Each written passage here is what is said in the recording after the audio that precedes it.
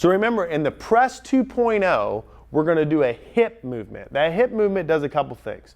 One, when my hips go forward, it brings my torso and my cranium back slightly, which allows me to press the bar straight up.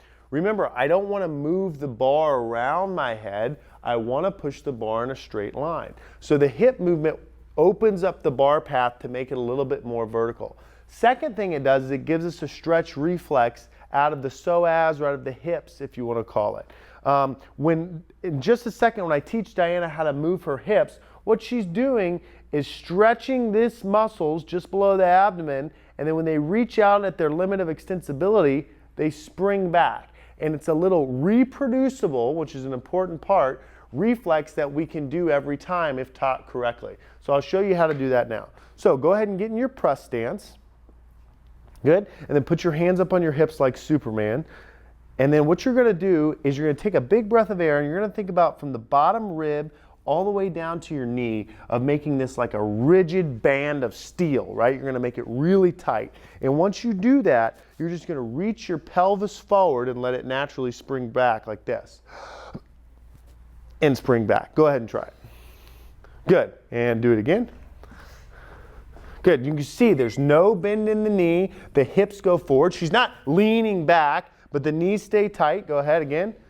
There's a little backward motion of the torso, but not too much. Hips forward is the focus. That's it. And again.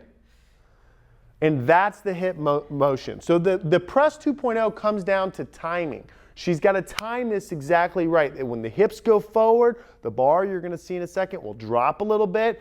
And then that moment that they come back, she goes overhead. Watch how fast it happens. Boom, that's when she'd press. Okay, so let's add the bar in now. Okay, so now she's going to go ahead and get her grip again. Remember, a little bit closer than you want. Good. Then walk that out.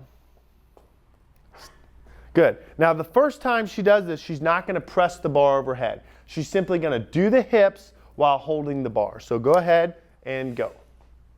Boom.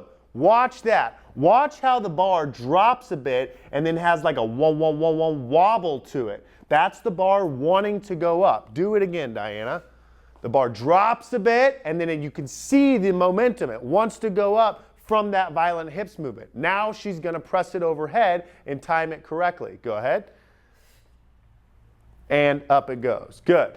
Another rep. Excellent. And one more.